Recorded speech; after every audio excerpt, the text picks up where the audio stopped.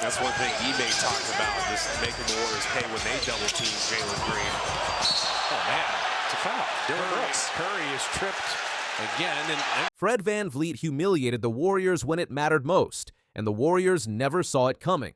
VanVleet torched Golden State with 29 points in Friday's Game 6, shooting an incredible 7 of 13 from the field and 6 of 9 from deep. The Houston Rockets stayed alive with a 115-107 victory, forcing a deciding Game 7 scheduled for Sunday at 8:30 p.m. ET. Throughout the contest, the Warriors maintained striking distance, but each step forward met an immediate Rockets response. VanVleet provided most of those answers, drilling three-pointer after three-pointer. His 17 made threes over the past 3 games broke the franchise record in Houston. This performance brought back painful memories for Golden State. Remember 2016. The Warriors entered a Game 7 after squandering a 3-1 finals advantage, resulting in their historic collapse against Cleveland. VanVleet himself delivered 22 points, including 12 crucial fourth-quarter tallies when Toronto defeated Golden State for the championship in 2019. The fourth quarter showcased Houston's dominance. VanVleet powered a 12-0 run that effectively ended the contest. Golden State struggled so badly offensively that their second field goal of the quarter didn't arrive until under 4 minutes remained. But wait, there is more. This represented a mature victory for Houston, surviving multiple challenges. Stephen Curry's heroics, Draymond Green's antics, persistent fouling of Steven Adams, and a Chase Center crowd that roared before falling silent midway through the final period. Curry's workload raises serious questions heading into Game 7.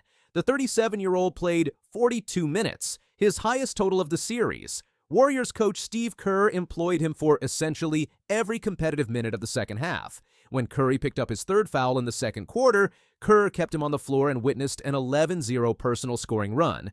During a 5-possession stretch, the sequence went Curry three-pointer, Buddy Hield miss, Curry and one conversion, Curry free throws, Curry three-pointer.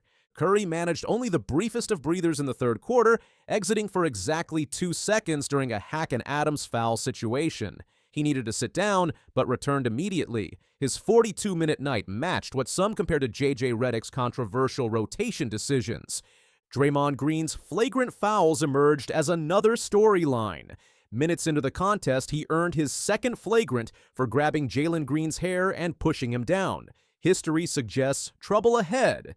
Green received a 1-game suspension during the 2016 finals after accumulating 4 flagrant fouls across the playoffs. 2 more flagrant fouls would sideline Golden State's starting power forward for their next game, assuming they survive Sunday's elimination contest.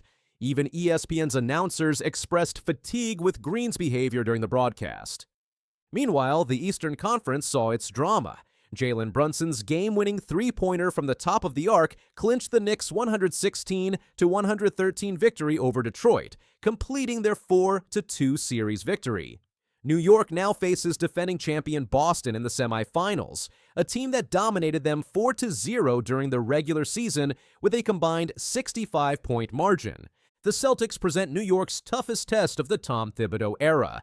Boston finished with 61 wins, ranking top 5 in both offense and defense, while entering as heavy favorites. The Knicks struggled against them all season, rarely finding offensive rhythm while allowing easy scoring opportunities. Brunson finished with 40 points, shooting 15 of 33 while adding 7 assists and 4 rebounds. Mikal Bridges contributed 25 points. O.J. Anunoby scored 22, and Karl Anthony Towns grabbed 15 rebounds before fouling out. Cade Cunningham led Detroit with 23 points, 8 assists, and 7 rebounds, though he missed all 8 three-point attempts. Jalen Duren added 21 points while providing interior defense. Malik Beasley hit 6 of 13 threes for 20 points, but went cold in the second half. The Knicks established early control, shooting 60% in the first quarter, with Brunson scoring 15 points. New York built a 42-27 advantage early in the second quarter before Detroit mounted a comeback. The Pistons outscored the Knicks 38-22 in the second quarter, taking a 61-59 halftime lead on Beasley's 6th three of the half. New York responded with a strong third quarter, opening with a 15-6 run that included a crucial fourth foul on Duren. The Knicks extended their lead through balanced scoring, though Detroit briefly went without a center when Isaiah Stewart remained sidelined with knee inflammation. Cunningham's jumper gave Detroit a 105-103 advantage with 5 minutes remaining, capping a 13-0 run. Josh Hart tied the score on the next possession, but the Pistons struck for 7 straight points during a Knicks cold streak. With 35 seconds left, Bridges converted a putback to tie the score at 113-113. Cunningham missed a potential go-ahead layup, Hart secured the rebound, and Brunson sealed the victory by shaking free from Auser Thompson for the game winner. He's at his best when his best is needed, Knicks coach Tom Thibodeau said of Brunson's performance. The Knicks now prepare for a different beast in Boston. The Celtics' approach will likely feature a wing defender on Karl Anthony Towns, allowing their center to hover off Josh Hart. This strategy creates favorable matchups that New York must exploit through early post-ups and cross screens. Playoff Brunson remains virtually unstoppable. He'll target preferred matchups against Boston's bigs, Kristaps Porzingis and Al Horford, or defensive wings, Derek White and Jaylen Brown, seeking strength and speed advantages respectively. New York needs aggressive involvement from wings Mikal Bridges and OG Anunoby against smaller Boston guards. Miles McBride requires a bounce-back performance after struggling through injuries during a disappointing first round. Defensively, the Knicks anticipate targeting Brunson and Towns on every possession, Detroit's blueprint throughout their series. Drop coverage becomes nearly impossible against Boston's elite downhill scorers and Porzingis's pick-and-pop threes. Switching defense appears most viable for disrupting Boston's rhythm. New York employed this strategy in their final 2 regular season meetings with mixed success. If Jason Tatum prefers isolating against Brunson and Towns after screens, perhaps that's preferable to facing Boston's relentless passing machine. The accumulated smaller details will determine the outcome. Boston rarely turns the ball over, defends aggressively, controls the defensive glass, and generates efficient looks even during off-shooting nights. New York needs championship-level poise to counter these advantages through limiting turnovers, dominating both backboards, and forcing Boston away from preferred shots. The Knicks possess the necessary talent, toughness, and most importantly, Brunson. However, their first-round struggles exposed concerning vulnerabilities. Barring dramatic improvement, this series likely concludes in 5 games. Meanwhile, Sunday's Warriors-Rockets Game 7 looms as must-watch television. Can Golden State overcome its Game 6 collapse? Will VanVleet continue his scorching playoff run? Does Curry have anything left after his heavy workload? The stakes couldn't be higher for both franchises. One team advances to face the Jazz or Suns. The other heads home, wondering what might have been. Edwards against Doncic, gets into the paint, little sidestep. Got for good, bounces around and drops through. Hard screen set by James. Reeves pass, DiVincenzo all over the place. Another deflection and steal. Conley, Alexander Walker puts it in. The Los Angeles Lakers are on the edge of playoff elimination, down 3-1 in their first-round series against the Minnesota Timberwolves. Their 2024-2025 NBA playoff hopes hang by the thinnest of threads. Most teams in this position would be dejected, shoulders slumped, answering post-game questions with the enthusiasm of men walking to the gallows. But not Luka Doncic. The Lakers superstar shocked reporters with his response when asked about the team's dire situation. Instead of doom and gloom, Doncic fired off a statement that has basketball fans everywhere doing a double take. It's a fun challenge. Fun challenge. Those aren't typically words associated with facing elimination after blowing a double-digit fourth-quarter lead in a must-win game. But that's exactly the mentality Doncic is bringing to what could be the Lakers' final stand of the season. The devastating 116-113 loss in Game 4 has put the Lakers in this precarious position. They were in control for much of the game, building a lead that reached 12 points at its peak and entered the fourth quarter up by 10. But then, everything unraveled. The Timberwolves outscored the Lakers 32-19 in the final frame as the Lakers' offense ground to a halt. Fatigue may have been a factor. Coach J.J. Redick made 0 substitutions in the entire second half. Doncic, LeBron James, Austin Reeves, Dorian Finney-Smith, and Rui Hachimura played all 24 minutes after halftime. Doncic put up monster numbers despite the loss, a team-high 38 points on 13 of 28 shooting, plus 1 rebound, 2 assists, 1 steal, and 1 block in 46 minutes of action. LeBron added 27 points, 12 rebounds, and 8 assists, while Rui Hachimura contributed 23 points and Austin Reeves chipped in 17, including a potential game-tying three-pointer at the buzzer that rimmed out. The Lakers actually shot well as a team, hitting 45.0% from the field and 40.4% from beyond the arc. But Minnesota dominated the paint, outscoring Los Angeles by a decisive 18 points inside. As if the collapse wasn't painful enough, the NBA's last 2-minute report confirmed what the Lakers already knew.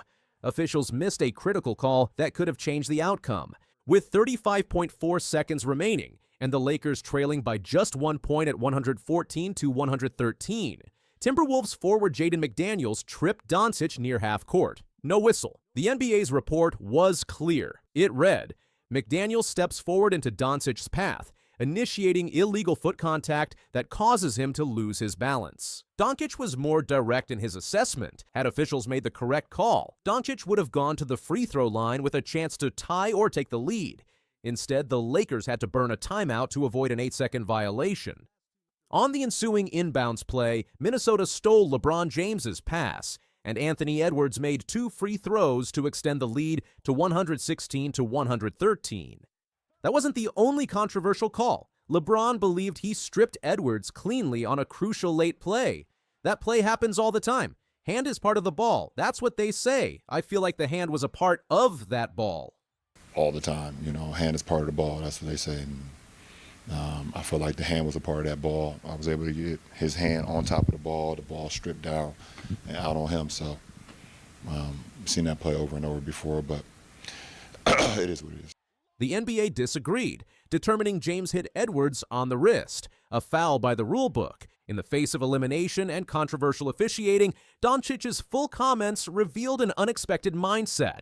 Holding on to win this game when you led it for much of the game, including late, and then losing and being down 3-1 as you go home. How do you process that as an individual and as a team? It's definitely disappointing, but nothing has lost. No, we haven't lost nothing yet. It's first win, 4 wins, and we just gotta still believe. He then expanded on his fun challenge statement. Stepping forward into that challenge. Yeah, it's a fun challenge, and we should have extra motivation, to win these next 3 games. It's going to be very hard. Every possession is going to matter. We got to go 100% no matter what. This optimism is even more remarkable considering Doncic wasn't at full strength during the series' early games. He battled a stomach virus that visibly affected his energy and stamina in Game 3. Though he recovered enough to play in Game 4, reports indicated he still wasn't at peak condition. When asked about his health struggles, Doncic explained, Last couple of days and how you felt and how you're able to respond for today. Mostly laying down, just not doing anything, just trying to get some rest. Today I felt better. There's no excuse. And when questioned about potential fatigue from playing the entire second half, Doncic dismissed the notion. This is the playoffs. Fatigue shouldn't play any role in this. Play a lot of minutes, but that shouldn't play a role. I think they just executed better on the offensive end during the last minutes. The odds are stacked heavily against the Lakers. Teams with 3-1 leads advance over 95% of the time in NBA playoff history. But the Lakers have something few other teams in this position can claim: experience overcoming these exact odds. Dorian Finney-Smith pointed to this very fact after the game. "Well, I've seen LeBron do it already," he said with a laugh, referencing LeBron James leading the Cleveland Cavaliers back from a 3-1 deficit against the 73-win Golden State Warriors in the 2016 NBA Finals. Widely considered one of the greatest comebacks in sports history. Finney-Smith continued, "But we still feel like we can win this series. We just gotta win one game at a time. Obviously, we put ourselves in harm's way, but we gotta figure it out as a team." Austin Reeves echoed this one game at a time approach. Anytime you have an opportunity to go lace them up and play again, you're not out of it. A lot of these games besides Game 1 could have gone our way if we made a couple more plays down the stretch, but we didn't. Dug ourselves in a hole. The sun will come up tomorrow, and we've still got another day to fight. LeBron James, who knows a thing or two about 3-1 comebacks, emphasized focusing solely on the next game. Doncic has been the Lakers' statistical leader throughout the series, averaging 30.8 points, 7.0 rebounds, and 5.0 assists. LeBron hasn't been far behind, contributing 26.3 points, 9.5 rebounds, and 5.5 assists per game. The problem? The supporting cast has been inconsistent at best. As one social media commenter pointed out, Timberwolves being up 3-1 against the Lakers is the perfect example of how we overvalue star power and underrate depth. There's also the matter of Doncic's history with the Timberwolves. Just last season, while playing for the Dallas Mavericks, Doncic eliminated Minnesota in the Western Conference Finals. His familiarity with this opponent adds another layer to this developing drama. In fact, Doncic's competitive fire was on full display during Game 4 when a heckler in the stands accused him of complaining too much.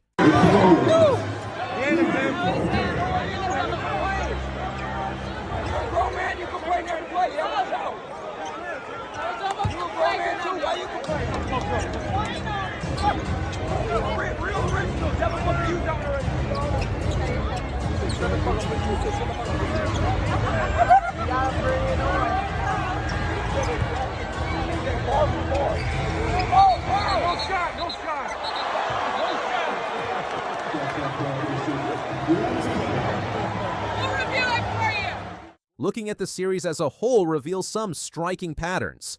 The Lakers have dominated the first quarters, outscoring Minnesota 122-96, and third quarters 115-112. The Timberwolves have owned the second quarters, 121-102 advantage, and completely dominated fourth quarters with a staggering 105-69 edge. That fourth quarter disparity has been the difference maker. In Game 4, the Lakers were outscored 32-19 in the final period as their offense cratered, shooting just 3 for 17 from the field, according to LeBron James.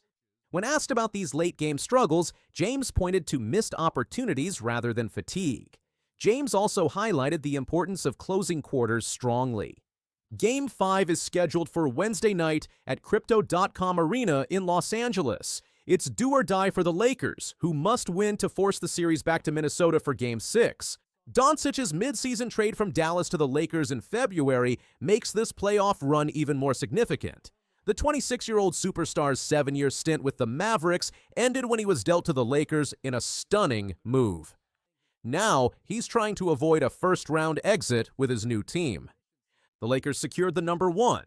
The Timberwolves finished as the 3rd seed in the Western Conference with a 50-32 regular season record, while the Timberwolves finished as the 6th seed. Despite the seeding advantage, Minnesota has exposed some of the Lakers' weaknesses, particularly their lack of physicality in the front court. For the Lakers to have any chance at making history, they'll need to address several key issues. Fourth quarter execution must improve dramatically. They need more production from role players beyond the stars. They must find ways to counter Minnesota's advantage in the paint. Better execution at the end of quarters could swing close games. There's more to Doncic's fun challenge statement than mere positive thinking. The Slovenian superstar has a history of thriving when his back is against the wall. While with Dallas, Doncic orchestrated a 3-2 series comeback against the top-seeded Phoenix Suns in 2022. And last postseason, he put together a historic playoff run, averaging 28.9 points, 9.5 rebounds, and 8.1 assists while eliminating the 4th-seeded Clippers, top-seeded Thunder, and 2nd-seeded Timberwolves before falling to the Celtics in the NBA Finals. The Lakers showed flashes of what could work in Game 4, particularly in the third quarter when they scored a series-high 36 points. The Lakers will need to capitalize on their home court advantage in Game 5. If they can extend the series, they'd need to steal a game in Minnesota to complete the comeback. It's a monumental task, but Doncic's attitude suggests he truly believes it's possible for a player who eliminated these same Timberwolves just last season while with the Mavericks. Perhaps there's something to his confidence after all.